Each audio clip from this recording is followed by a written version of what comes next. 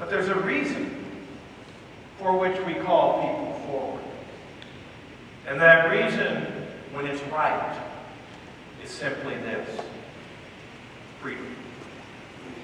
So today I want to reflect with you just a bit on the idea of freedom. Langston Hughes, in his poem, Let America Be America Again, speaks critically of the black experience in this land. But he speaks also to other themes. He speaks powerfully to the idea and dream that is America. Hughes wrote, "I'm the one who dreamt our basic dream in the old world while still a serf of kings, who dreamt a dream so strong, so brave, so true, that even yet its mighty daring sings in every creaking stone, in every furrow turned that's made America the land it has become. Oh, I'm the man who sailed those early seas in search of what I meant to be my home. For I'm the one who left dark Ireland's shore, and Poland's plain, and England's grassy leaf, and torn from black Africa's strand, I came to build a homeland of the free."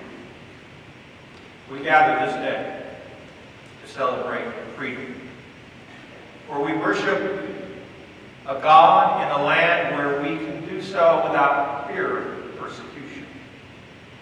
We celebrate the diversity to which freedom will always give birth. And we do well to remember that this is not true throughout our world, and that freedom is not free. In fact, freedom is never even cheap. The Bible has a great deal to say about freedom, brothers and sisters. The book of Deuteronomy, with material probably 10,000 years old, speaks to the presumption of freedom. If your brother or sister is sold to you, 6 years it says, and in the seventh, you must give them their freedom. But you must not free them empty-handed, for freedom without food and livelihood is a cruel fiction. It says, you shall furnish them liberally of your flock, your threshing floor, and your winepress, as the Lord has blessed you. And I say to you as well, that freedom is not the property of any government. Jeremiah 34:8 says, the word came to Jeremiah from the Lord to make a proclamation of liberty to the people. Everyone should set free his Hebrew slaves, male and female. For thousands of years, the biblical presumption has been that of liberty and freedom. This presumption is even reflected in the founding documents of this nation. We hold these truths to be self-evident, that all men, and I would add women, are created equal, that they are endowed by their Creator with certain unalienable rights, that among these are life, liberty, and the pursuit of happiness. Creator is another word for God. God has given each and every human being freedom as a birthright. Freedom is not a gift of grace given to us by the nation state. Quite the contrary is in fact the case. Our documents say that governments are instituted among men and women, deriving, obtaining, grounding, receiving as a trust their just powers from the consent of the government. The author of the book of Isaiah, chapter 58, that David read for you, is reflecting on what constitutes true and false worship. He writes of those who fast, who lift their voices like trumpets in order to be heard and acclaimed righteous. And he says, here is the fast, the worship, the lifestyle, the religious practice that I choose. To loose the bonds of wickedness, to undo the thongs of the yoke, to let the oppressed go free, and to break every yoke. The book of Luke records Jesus' baptism, his call, his answer to ministry, his temptation, and following that, Jesus' first statement in his public ministry. It is intentionally symbolic of all he is about. In this earliest moment, the core of his mission is stated. And he came to Nazareth, where Jesus had been brought up, and Jesus went to the synagogue, and Jesus stood up there to read. And here is what Jesus read. The Spirit of the Lord is upon me, because God has anointed me to preach good news to the poor. God has sent me to proclaim release to the captive, and recovery of sight to the blind, and to set at liberty those who are oppressed. Let me go further. It's absolutely critical that these scriptures be understood in their historical context. They were spoken in times when slavery was the norm. It's not new. These words were spoken in the context of occupation by a foreign power. Assyria in the time of Isaiah, and Rome in the time of Jesus. And when Jesus speaks of freeing the captive and the oppressed, he's being literal. And whether we speak of the Hebrew Scriptures, the Old Testament, or the New Testament, the words of the prophets, or the words of Jesus, what we hear uniformly is the voice of humanity crying out for liberty, for freedom. The United Church of Christ was born of a merger that included the congregational church of those who came to our shore seeking freedom and liberty. We practice free church governance. We have a willingness to cooperate with all, but we will be commanded by none, save our understanding of God's will. The town hall meetings of those early congregations on the East Coast formed a foundation for democracy in this country. Thanks be to God. Now, it appears to me in this historical moment that we are locked in a struggle for human freedom both at home and abroad. And yes, you heard me right, I didn't just say abroad, but at home as well. Listen to the words of Abraham Lincoln in 1838. He wrote, "At what point shall we expect the approach of danger? By what means shall we fortify against it? Shall we expect some transatlantic military giant to step the ocean and crush us at a blow? Never. All the armies of Europe, Asia, and Africa combined, with all the treasure of the earth in their military chest, with a Bonaparte for a commander, could not by force take a drink from the Ohio or make a track at the Blue Ridge in a trial of 1,000 years. At what point then is the approach of danger to be expected? I answer, if it ever reach us, it must spring up amongst us. It cannot come from abroad. If destruction be our lot, we must ourselves be its author and its finisher." Sometimes when I preach, I say to you, this is a conversation starter, this pulpit, not a conversation ender. And at other times I say to you, what I say to you is what's on my heart, my personal opinion. It doesn't have to be yours. And it's usually in those times when I know I may get myself in trouble. Let me say a word about the dangers within.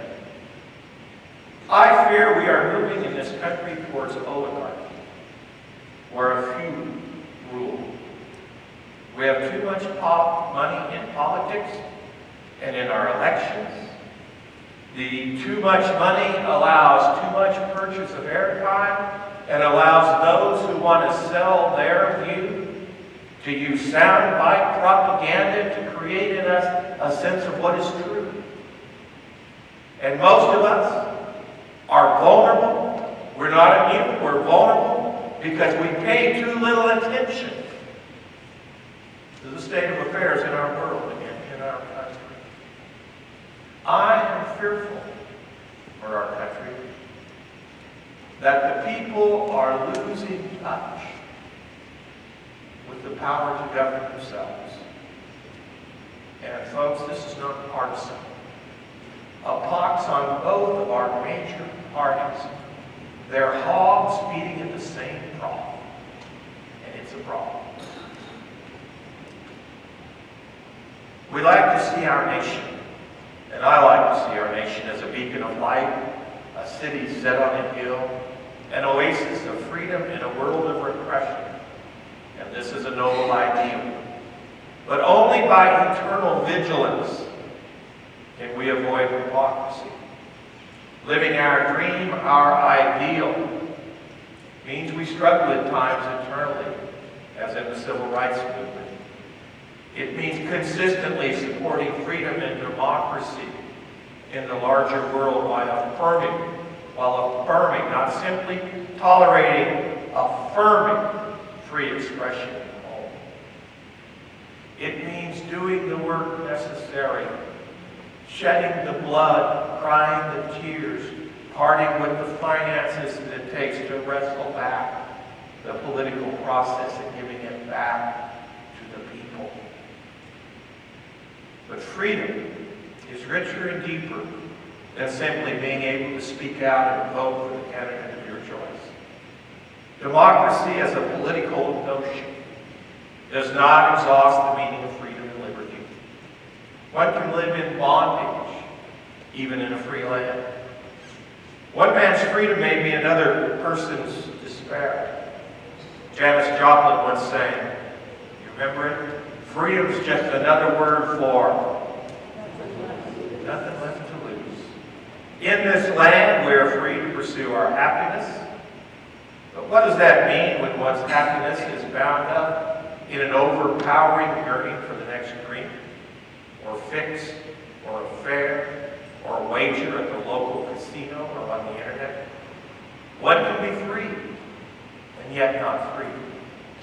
How many of us have lost our freedom because of too many wants and desires? We can be tied to a job that lines our pockets but doesn't fill our hearts because we've grown used to a particular lifestyle. Albert Schweitzer, the great Christian physician, organist, missionary, said the following, if you own anything you can't give away, you don't own it. It owns you. We are competitive, dynamic. We are driven to be successful. But sometimes our families get lost in the backwash of our ambition. Each choice we make, like having a pup, limits our freedom. Among other things, we have to close the closet door or all the shoes disappear. Close the bathroom door, all the toilet paper gets spread all over the house. Many of us, at one time or another, maybe even now, have been imprisoned by trauma or loss or abuse. If you've ever been abused, you know how terribly difficult it is to trust again. If you've ever been divorced, dumper or dumpy, you know how scary it is to trust yourself to another human being again. If you've ever lost a loved one, you know how fearful you are about losing the loved one still left in your life. It's all about fear. Mary Ann and I watched Bagger Vance the other night, The Legend of Bagger Vance. How many of you have seen that? If you haven't seen it, you need to see it. It got terrible reviews. It was a great movie. It's about golf, not a golfer. I didn't watch it for the golf. It's a lovely movie directed by Robert Redford. It's set in the time of World War I in Savannah, I think. And the main character is Ronald Juno. He's a young man with $1 million smile, and he's possessed of $1 million golf swing. But he's a man of duty, and he goes in the trenches. He returns home a hero, a broken man, traumatized, an alcoholic. It's not a far-fetched story. And we need to think about that for the thousands upon thousands of young men and women who are coming home to us from service in the Middle East. And coming home to what kind of care? If you're going to send them, you got to pay to take care of them when they come back broken. But the story is really about a young man finding his way out of the shadows and back into light. It's a movie about overcoming fear. The vehicle story for the books is golf. The search, though, is for that authentic golf swing, that zone in life that is inside each of us. It is, in fact, a search for that center point in each of us that is the true source of freedom. Jesus said, know the truth, and the truth will make you free. When we are centered in God, fear goes away, and we are truly free.